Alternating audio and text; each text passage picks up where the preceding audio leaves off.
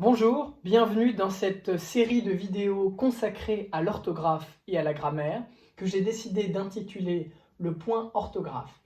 Nous allons voir dans cette série de vidéos plusieurs règles d'accords qui sont ambiguës et complexes. Nous allons les expliquer, nous allons donner des exemples afin que nous puissions collectivement améliorer notre orthographe. Une première série de vidéos sera consacrée à l'accord du participe passé avec l'auxiliaire avoir.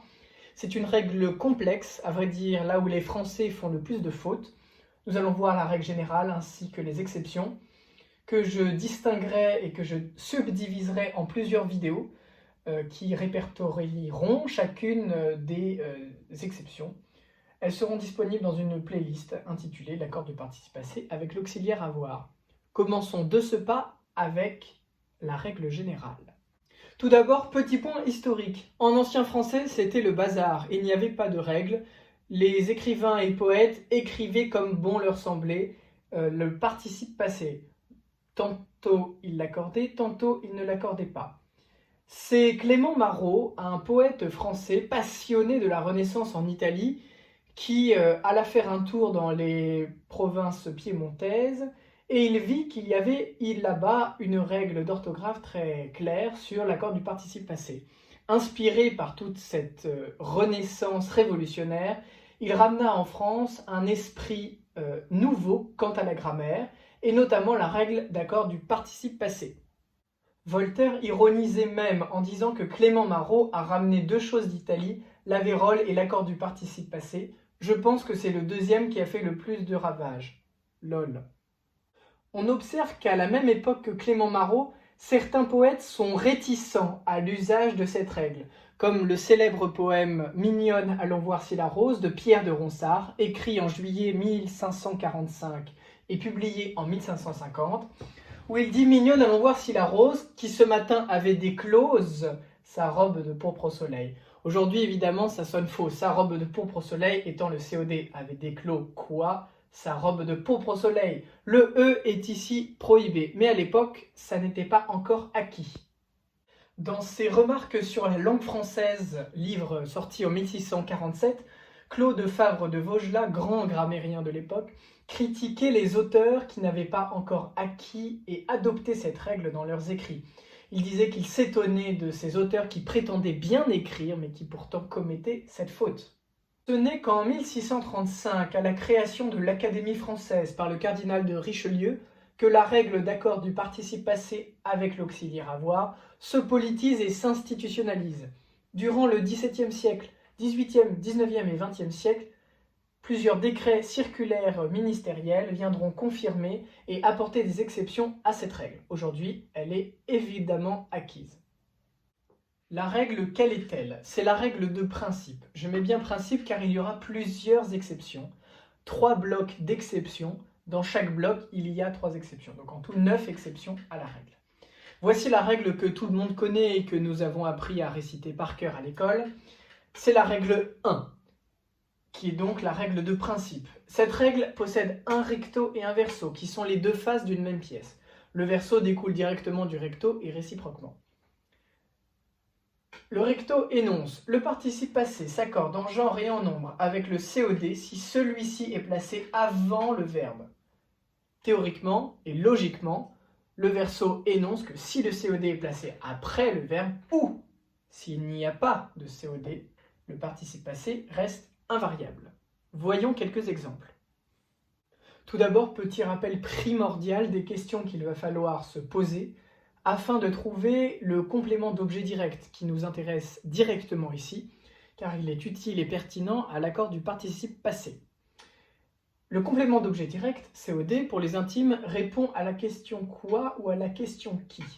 À ne pas confondre avec le sujet du verbe, qui répond à la question qui est-ce qui ou qu'est-ce qui, ni avec le complément d'objet indirect, COI, qui répond aux questions de qui, de quoi ou à qui, à quoi. Ce rappel étant fait, nous voyons quelques exemples. Premier exemple avec cette phrase. J'ai mangé une pomme. Ici, on voit bien qu'il y a un participe passé problématique. Comment accorder manger? Selon la règle, le participe passé s'accorde en genre et en nombre avec le COD si celui-ci est placé avant le verbe. Je rappelle que pour trouver le COD, il faut qu'on pose la question « quoi » ou « qui ». Donc, on va poser la question en lisant la phrase. « J'ai mangé quoi ?» On se pose la question « qu'ai-je mangé ?» Évidemment, on a mangé une pomme. La pomme est donc complément d'objet direct. Et ce complément d'objet direct, est-il placé avant ou après le verbe? Il est placé après le verbe. Donc, puisqu'il est placé après le verbe, nous ne devons pas accorder manger avec le COD. Donc manger reste invariable. Deuxième exemple, avec la phrase « Les truites que j'ai pêchées sont vives ». Ici, on retrouve effectivement un participe passé que l'on identifie grâce au temps composé, en l'occurrence du passé composé. Donc le participe passé étant bien la deuxième partie d'un temps composé, que ce soit effectivement du passé composé, du plus que parfait, du passé antérieur, du futur antérieur, etc.